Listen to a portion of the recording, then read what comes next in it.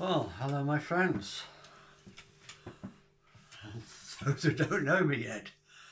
For those who don't know me yet, my name is Jack Cox, and I'm the author of Love Not Fear, a controversial little book that gives some suggestions to how we could live better lives by cooperating and helping each other to thrive instead of trying to thrive at each other's expense.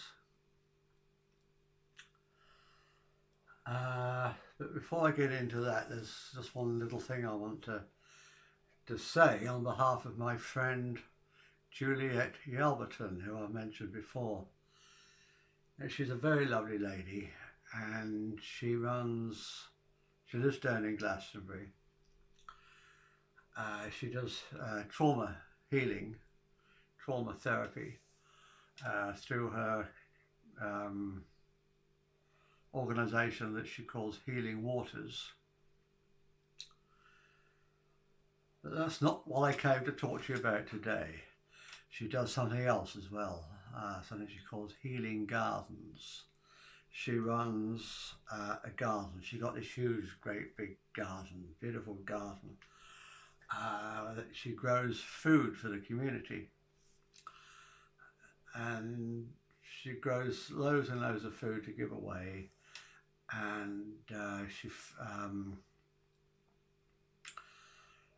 she also uses the gardens for trauma therapy as well, for helping people who are suffering from trauma to have somewhere to go, somewhere natural, somewhere they can heal.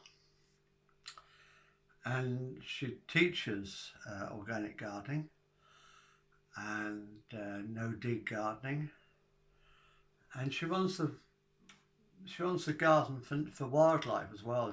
I mean, it's not just that she doesn't poison the wildlife, being organic, but she encourages the wildlife, and she has deer in the garden that visit regularly, and slow worms and grass snakes and hare and rabbits.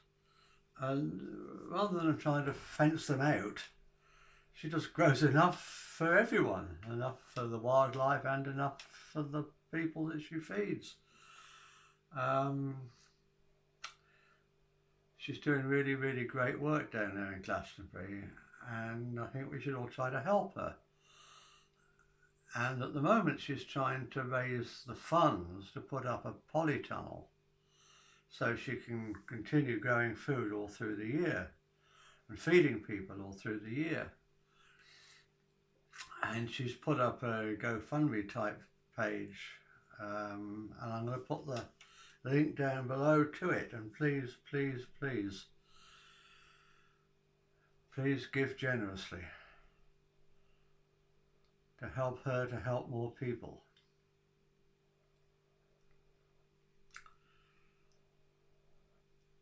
So that leads me on to what I really want to talk about today, and that's about wealth and money.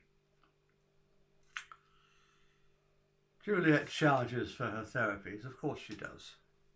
We live in a world where we all have to charge because we live in a money-based world. And yeah, I write about a free gift economy where we just give everything away, and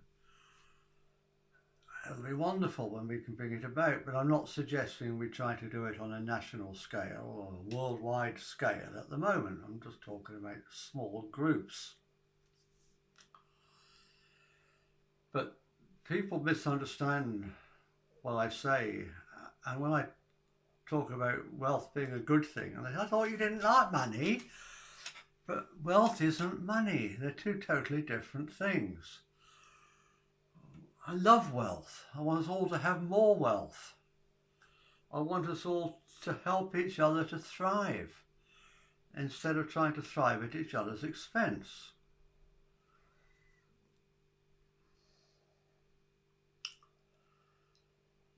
To help the Joneses to keep up with us instead of us trying to keep up with the Joneses.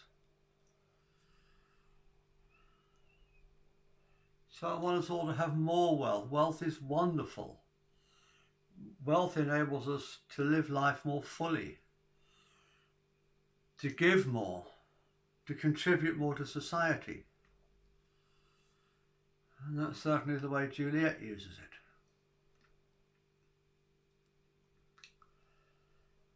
That's the way I use it when I have any.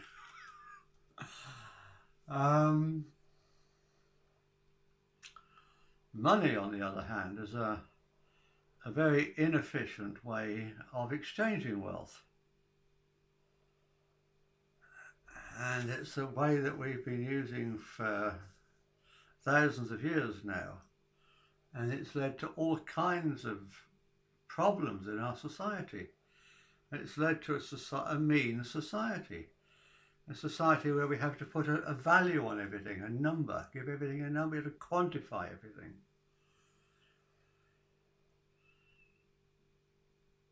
And people confuse what I'm talking about with communism and free gift economy. I specifically call it an informal free gift economy, and the informal bit means it's peer-to-peer, no government involvement. Communism is a system where, right, look at the other way around. The free gift economy. If you've got a friend or a neighbour who needs a bicycle to get to work, and you've got 2 bicycles, you just give him one. Give him one of yours. No strings attached, don't pay me back. When you're in a position to do so, help somebody else. Which is the exact opposite of communism. If we were living in communism, then the state would steal both your bicycles and give them to government officials, party officials. Communism is the greatest con. It's supposed to be there to help the people, and it's just there to help the elite exploit the people. In Russia, they got rid of the Tsar just to replace the Tsar with the Communist Party, who did exactly the same things that the Tsar was doing. Read Animal Farm. Communism doesn't work. Never will work. Because it's based on heavy-handed government. A free gift economy is more like an anarchy, where we just do what's right because it's right. And I explain in my book, why do people say to me, people say to me, that'll never work because of human nature. It'll never work because people are bad. Just look at all the bad people in the world. I'll say to them, for every time you look at a bad person, realise that what you're looking at is a damaged person. A person who's been damaged by the system. By this, what I call the game we did not devise that we were born into, this money-based game. It corrupts us, it damages us. It makes us live in fear. Even the elite live in fear that they're going to lose their eliteness.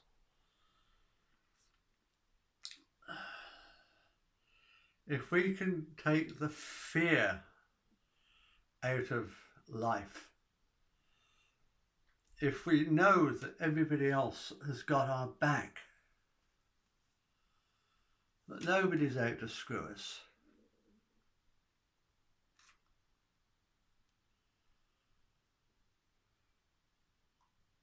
then this human nature that people say is inevitable will just fall away. That is my true belief. I believe deep in the heart we're all good people. We just need to have the opportunity to be good people. We need to be allowed to be good people. I've done things in my past that I'm not proud of, that I'm deeply ashamed of.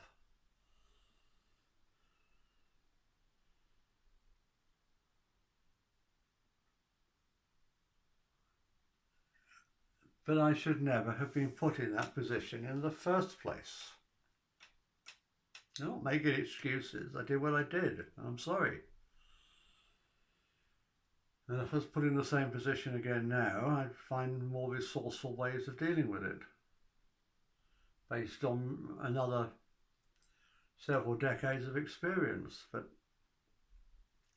the fact remains I should never have been put in that position in the first place.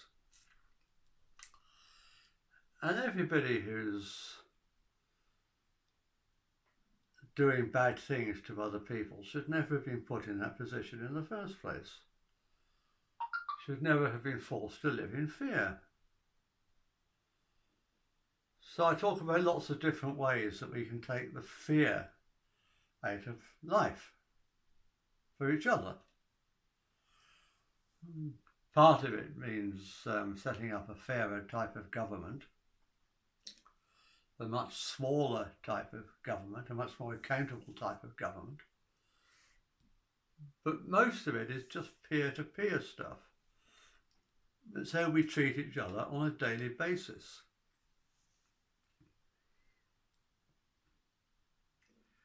The whole political system has been set up around the idea of divide and conquer. The ruling class, the political class, pretends to divide itself into 2 or 3 or 4 or 10 political parties and then get us all fighting amongst ourselves as to which party we support. It's a con.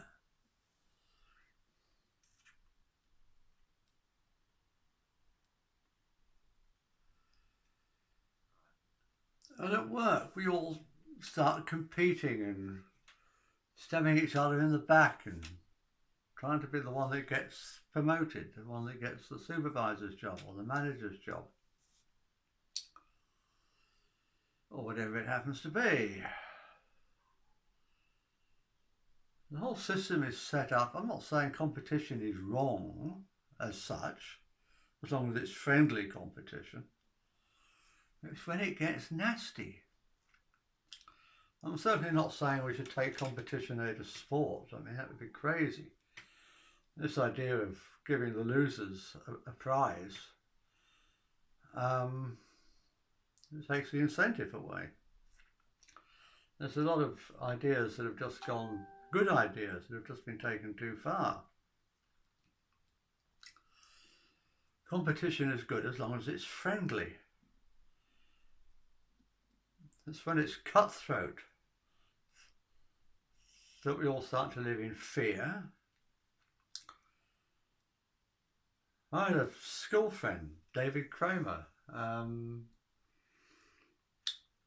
Canadian lad. His father was in the Canadian Navy and they were over here on an exchange visit for several years, and he and I used to come top of the class in every exam in the important subjects, mathematics and the sciences and all that sort of stuff. We were both useless at languages, unfortunately. And we used to have this, I mean, it was friendly, it was always a friendly rivalry as to which one was going to come top and which one was going to come second. Yeah. We never fell out over it. We used to go camping together and stuff. We were great mates. Yeah. Anyway, that's really what I wanted to talk about today. The difference between wealth and money. So, money leads to cutthroat competition instead of friendly competition. It leads to bean counting. It leads to trying to get the most you can for the least that you can. Whether you're selling something, you're trying to get the highest price. Whether you're a worker in a factory or an office, you're trying to do the least amount of work you can get away with for your wages. Whether you're an employer and you're trying to pay your employees the least you can get away with paying them. It's this whole meanness that underwrites everything in society these days. And if we can just take it and turn it upside down and give the most we can, that's all I'm asking. Just give the most that we can in every opportunity. And I talk about all this in my book, Love Not Fear. Love Not Fear, my book. And you can buy a Kindle version from Amazon. You can buy a paperback version. You've got to pay to have it printed, which we don't live in a free gift economy yet. But I walk my talk. And I put my money where my mouth is. And if you go to my website, lovenotfear.uk, you can download a free copy. And I'm more interested in getting people to read the book than I am in getting people to buy the book. I don't have a lot at the moment, but that's not the point. I'm more interested in the idea than in selling books. So I'm asking people not just to download a copy for themselves, but to give the download link away. Or actually download the book and send the book as a PDF to everyone you know. I just want to get the book read, get the ideas out there, because we don't have to go on living this way. We've been living this way since Babylonian times and probably before. It's time for a change. As the world is waking up, as the vibrations are rising, are lifting, as we enter the age of Aquarius,